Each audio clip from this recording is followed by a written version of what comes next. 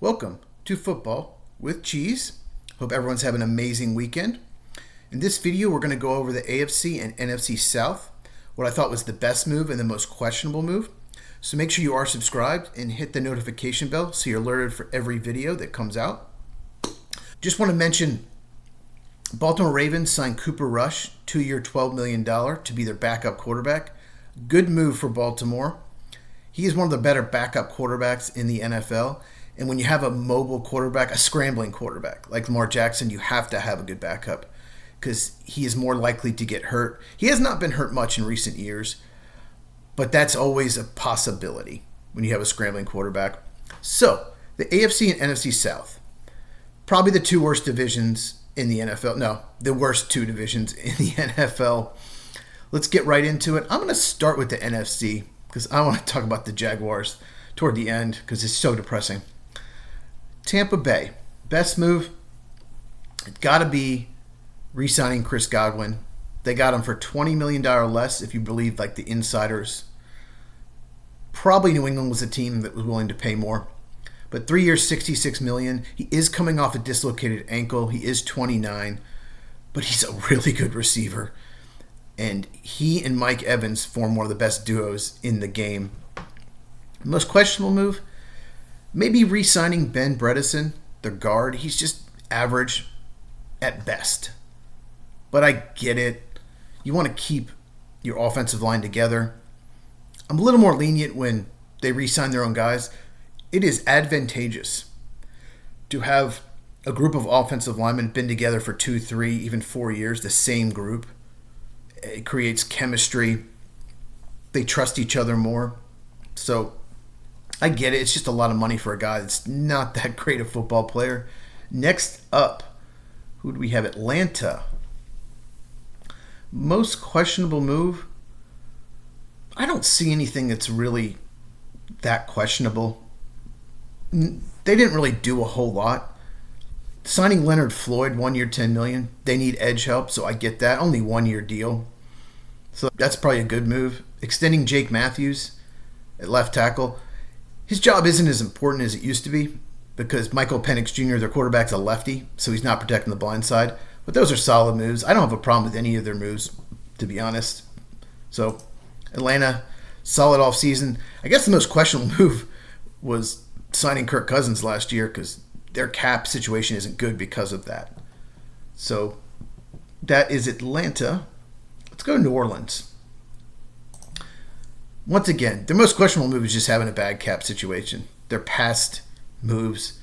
But they were able to do some good things. Justin Reed is a good signing. He's still under 30. I believe he's 28, 29. Safety from the Chiefs. 3 years, $31 million. That's pretty cheap for a safety of his caliber compared to the market. I guess Juwan Johnson, 3 years, $30 million. That's a lot for a tight end he's a good receiving tight end.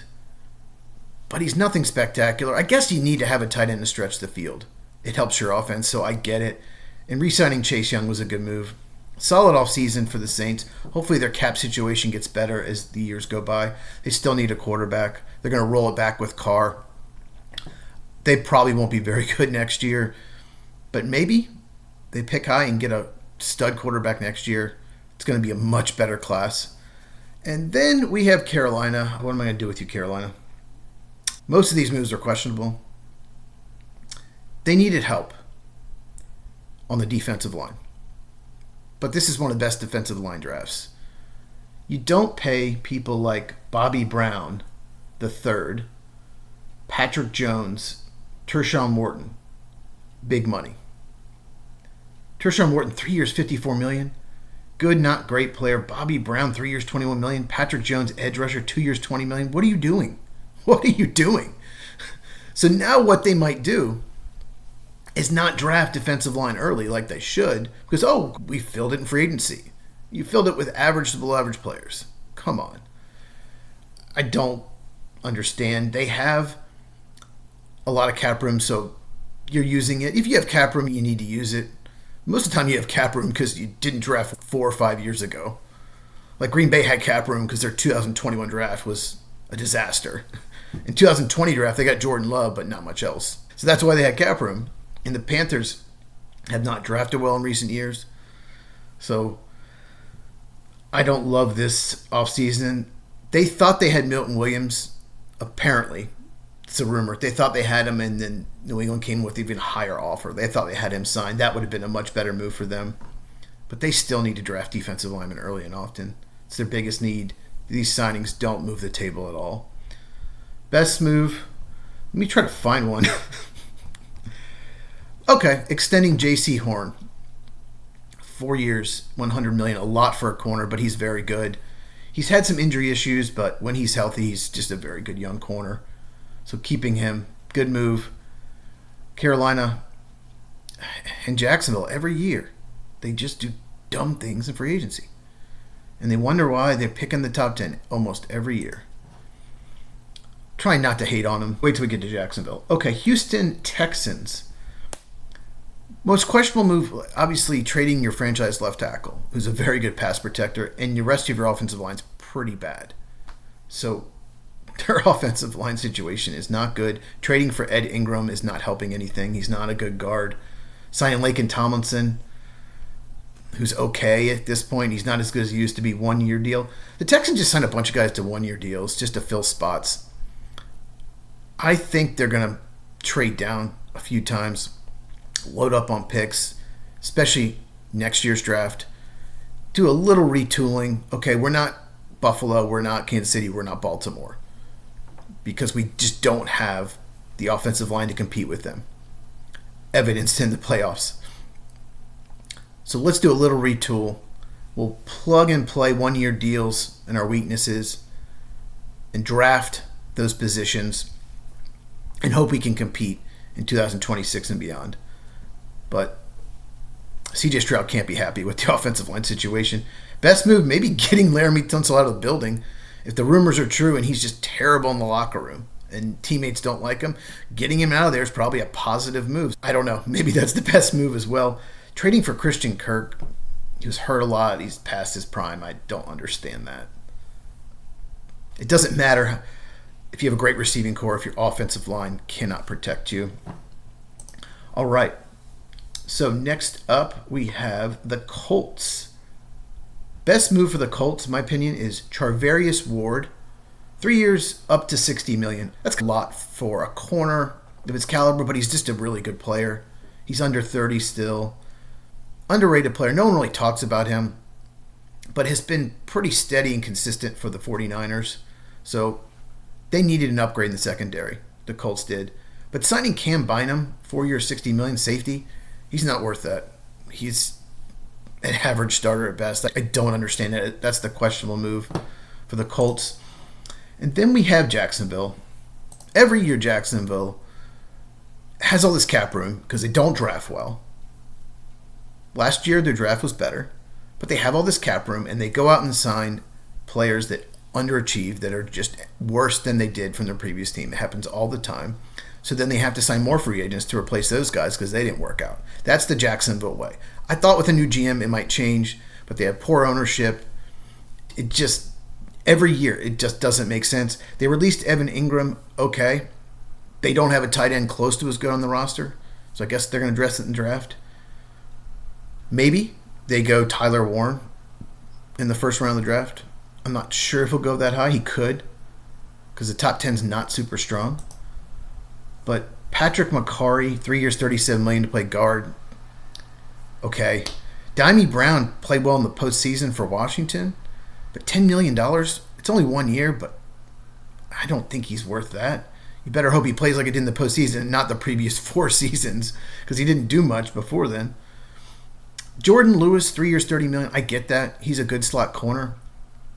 But you drafted Jerry Jones in the 3rd round, who looked pretty good as a rookie, and he plays slot corner. I guess he's moving outside.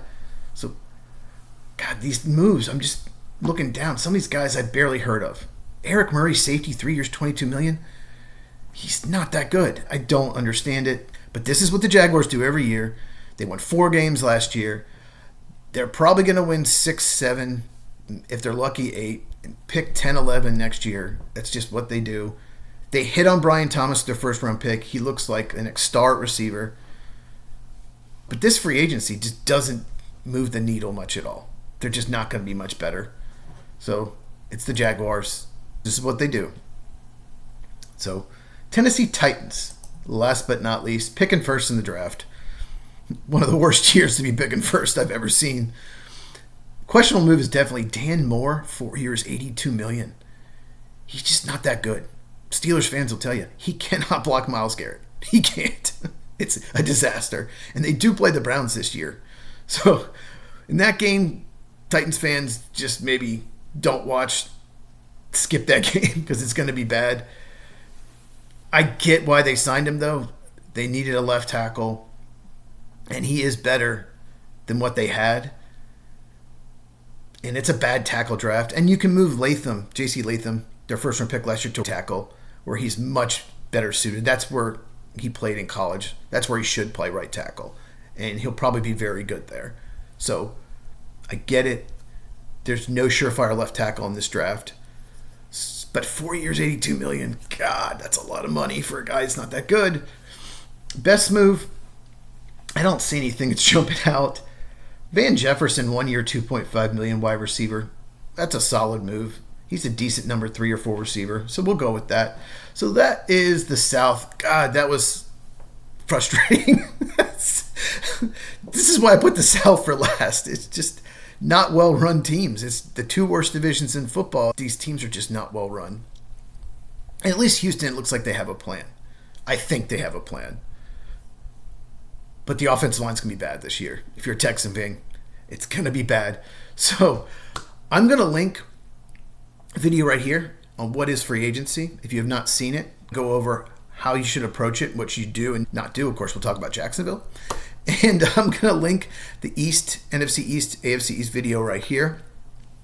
Make sure you subscribe, turn notifications, like this video so we can grow the channel. Likes help. Comment down below. Any of these teams, what do you think? Did they do good? Did they do bad? And we have some draft stuff coming up.